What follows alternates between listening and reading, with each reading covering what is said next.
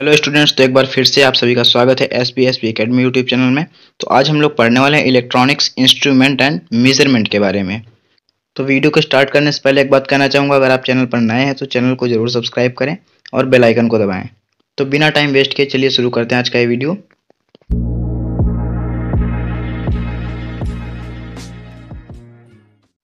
तो स्टूडेंट्स, सबसे पहला जो टॉपिक है इंट्रोडक्शन टू मेजरमेंट। मेजरमेंट के इंट्रोडक्शन के बारे में सबसे पहले हम लोग जानेंगे कि मेजरमेंट होता क्या है। यानी सबसे पहले हम मेजरमेंट से परिचित होंगे। मेजरमेंट मतलब होता है मापन, यानी किसी चीज़ का मापन करना। तो सबसे पहले इसके इंट्रोडक्शन की बात कर लेते हैं। इसमें कहा गया कि इंस्ट्रूमेंटेशन मापन की वह तकनीक है जो न केवल विज्ञान की बल्कि इंजीनियरिंग, मेडिकल की सभी शाखाओं की वह मानव को लंबे समय से सेवा करती आ रही है। यानी इंस्ट्रूमेंटेशन टेक्निक जो होती है यही होती है जिसमें मेजरमेंट वगैरह किया जाता है। तो यानी वही हमारी ये जो टेक्निक है विज्ञान की नहीं बल्कि मेडिकल की सभी शाखाओं मानव को लंबे समय से सेवा करती आ रही है। ठीक है। किसी भी पैरामीटर का ज्ञान तब तक पूर्ण नहीं माना जा सकता जब तक कि उसका मापन करना संभव न हो। अतः प्रत्येक पैरामीटर का गहरा अध्ययन मापन द्वारा ही संभव हो सकता है। देखिए, कोई भी पैरामीटर हो उसका ज्ञान तब तक हम लोग पूर्ण नहीं मान सकते जब तक कि उसका मापन करना संभव न हो। ठीक है। तो इसलिए कहा जाता है कि प्रत्येक पैरामीटर का गहरा अध्ययन मापन द्वारा ही संभव हो सकता है। तो चलिए बढ़ते हैं अगले टॉपिक की ओर। अब हम लोग अपने मेन टॉपिक पे आते हैं कि व्हाट इज मेजरमेंट, यानी मेजरमेंट हमारा क्या होता है।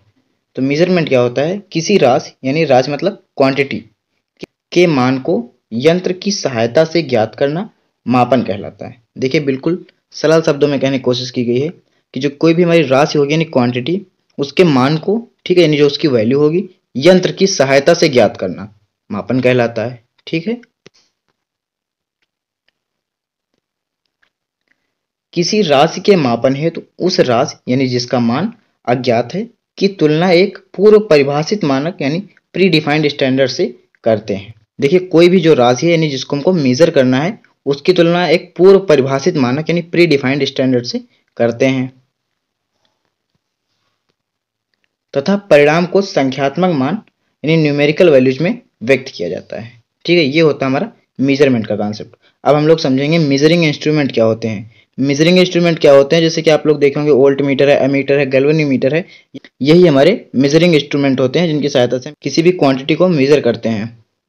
तो समझ लेते हैं मेजरिंग इंस्ट्रूमेंट के बारे में एक बार इसमें कि मापन यंत्र वह युक्ति होती है जो किसी राशि या चर का मान मापने के काम आती है, उसी को हम बोलते हैं मेजरिंग इंस्ट्रूमेंट। एक और इम्पॉर्टेंट टॉपिक के बारे में बात कर लेते हैं, यथार्थता। यानी इसको अगर इंग्लिश में बोलते हैं तो एक्यूरेसी, यानी यथार्थता, कितना एक्यूरेट है। तो मापन यंत्र द्वारा किसी राशि के मापे गए मान अर्थात पाठ्यांक तथा राशि के सत्य मान में निकटता को मापन यंत्र की यथार्थता यानी एक्यूरेसी कहा जाता है। यानी जिस क्वांटिटी को आप मेजर कर रहे हैं उसमें तथा क्वांटिटी के जो उसके ट्रू वैल्यू है उसमें कितना डिफरेंस है, वही चीज़ हमारी एक्यूरेसी कहलाती है। ठीक है। तो बढ़ते हैं अगले टॉपिक की ओर। अगला टॉपिक है हमारा परिशुद्धता यानी प्रिसीजन। प्रिसीजन क्या होता है? मापन यंत्र की परिशुद्धता मापन की पुनरुत्पादकता यानी रिप्रोडक्टिबिलिटी का माप होती है। अर्थात परिशुद्धता मापन यंत्र का वह गुण है जिसके कारण किसी माप को बारंबार मापने पर एक समान पाठ्यांक पुनरुत्पादित होता है। परिशुद्धता क्या होती है? जैसे आप किसी भी वैल्यू को मेजर कर रहे हैं, अगर उसको आप 4-5 बार मेजर करते हैं तो वही चीज़ आए, उसमें ज़्यादा डिफरेंस नहीं आना चाहिए, तो वो हमारी होती है परिशुद्धता यानी प्रिसीजन।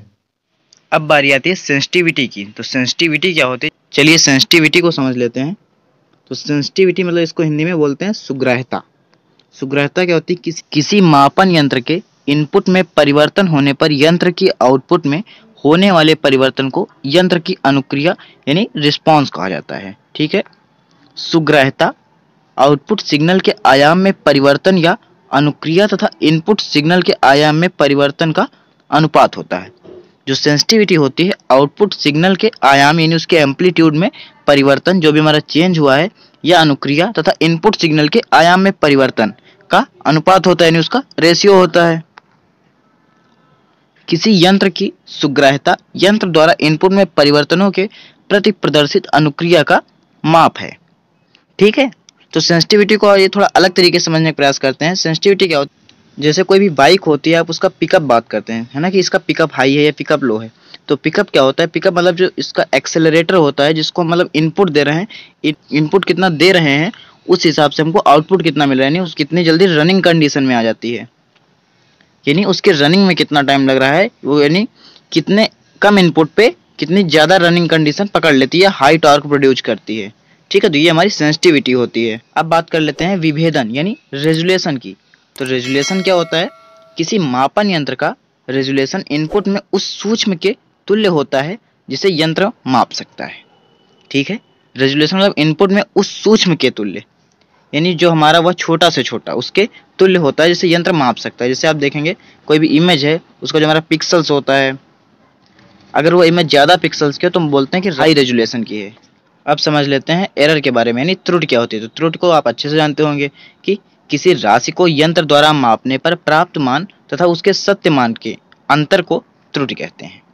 ठीक है, यानी जो भी हम क्वांटिटी मेजर कर रहे हैं उसमें हमको कितना जो प्राप्त हुआ है और उसका जो हमारी ट्रू वैल्यू है उसके मान में हमारा कितना डिफरेंस है, यही हमारी त्रुटि कहलाती है। ठीक है, अगला हमारा टॉपिक है कैलिब्रेशन। कैलिब्रेशन क्या होता है, चलिए कैलिब्रेशन समझ लेते हैं। तो कैलिब्रेशन क्या होता है, यंत्र की एक्यूरेसी चेक करने के लिए उसकी रीडिंग को एक स्टैंडर्ड यंत्र की रीडिंग से कंपेयर किया जाता है। यह प्रक्रिया कैलिब्रेशन कहलाती है। बिल्कुल आसान है, कोई भी जो हमारा यंत्र होगा उसकी एक्यूरेसी चेक करने के लिए उसकी रीडिंग को एक स्टैंडर्ड यंत्र की रीडिंग से कंपेयर किया जाएगा और यही प्रक्रिया हमारी कैलिब्रेशन कहलाएगी। ठीक है, अगले क्वेश्चन की बात कर लेते हैं। तो प्रश्न हमारा कुछ इस तरीके से पूछा जा सकता है कि त्रुटियों से आप क्या समझते हैं या कितने प्रकार की होती हैं। ठीक है, वही एरर्स में कभी कभी एरर्स को थोड़ा डीपली लिखने के लिए पूछ लेते हैं, तो उसमें हमको एरर्स के टाइप वगैरह डिफाइन करने रहते हैं। तो चलिए एरर्स को समझ लेते हैं। किसी राशि को यंत्र द्वारा मापने पर प्राप्त मान तथा राशि के सत्य मान में अंतर को त्रुटि कहते हैं। ठीक है, ये चीज़ हम जानते हैं कि जो हमारा राशि अगर उसको हम यंत्र द्वारा मेजर कर रहे हैं तो उसमें हमको मान प्राप्त हो रहा है और उसकी जो ट्रू वैल्यू उसमें जो हमारा डिफरेंस होगा वही हमारी एरर कहलाएगी। मापन में निम्न प्रकार की त्रुटियां हो सकती हैं। कौन कौन सी हो सकती हैं? सबसे पहले आती है हमारी ग्रॉस एरर यानी ग्रास त्रुटियां। ग्रास त्रुटियां क्या होती हैं? ग्रास त्रुटियां मानवीय गलतियों से होती हैं, जैसे पाठ्यांक लेने में, यहाँ पर पाठ्यांक लिखा हुआ है यानी उसका रीडिंग लेने में, यंत्र को गलत ढंग से प्रयोग करने में, गणना करने में इत्यादि। यानी ये हम ही से हो सकती हैं कि जैसे कोई ना कोई गलती अगर हमसे ही हो जाती है यानी मानव द्वारा हो जाती है, तभी जैसे पाठ्यांक हो गया। ठीक है, ये गलत ढंग से हम उसका यूज कर रहे हैं तो उसी में, तो यही हमारी ग्रास एरर में आती है। सावधानी पूर्वक रीडिंग लेकर ग्रास त्रुटियों को कम किया जा सकता है। अगर हम रीडिंग को बिल्कुल सावधानी पूर्वक लेते हैं या रीडिंग करना हमको अच्छे से पता है कि किस चीज़ की रीडिंग कैसे ली जाती है, तब हम उस एरर को कम कर सकते हैं। ठीक है, सेकंड जो हमारी एरर है सिस्टमैटिक एरर। ठीक है, सिस्टमैटिक एरर क्या होती है? सिस्टमैटिक त्रुटियों को दो भागों में वर्गीकृत किया जा सकता है। सबसे पहली होती है हमारी इंस्ट्रूमेंटल एरर और दूसरी जो हमारी होती है इन्वायरमेंटल एरर। तो इंस्ट्रूमेंटल एरर को समझ लेते हैं। जो मापन यंत्रों की यांत्रिक संरचना, अनुचित अंशांकन तथा यंत्र की मापन प्रणाली में दोष के कारण होती है। ठीक है, वो हमारी होती इंस्ट्रूमेंटल एरर।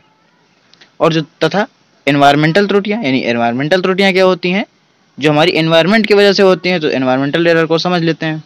तो एनवायरमेंटल एरर जो हमारा होता है जो कि बाहरी वातावरण अर्थात ताप, दाब, आर्द्रता में परिवर्तनों तथा चुंबकीय व वैद्युत क्षेत्रों के मापन यंत्र पर होने वाले प्रभावों के कारण होती हैं, वो हमारी होती है एनवायरमेंटल एरर। ठीक, अगला हमारा थर्ड है रैंडम एरर्स, यानी अचानक से हो जाए। रैंडम मतलब होता है यदृच्छया, यानी रैंडमली कोई चीज एरर आकर हो जाए तो उसको बोलते हैं रैंडम एरर।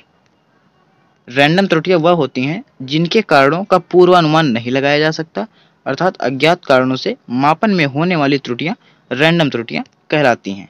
ठीक है फ्रेंड्स, तो आज का वीडियो यहीं पर समाप्त होता है। मिलेंगे किसी नए वीडियो में नए टॉपिक के साथ। अगर आपको वीडियो अच्छा लगा तो वीडियो को लाइक कीजिए और अगर आपके कुछ सुझाव हो तो आप कमेंट करके हमें ज़रूर बताएं। तो मिलते हैं किसी नए वीडियो में नए टॉपिक के साथ, तब तक के लिए जय हिंद, जय भारत।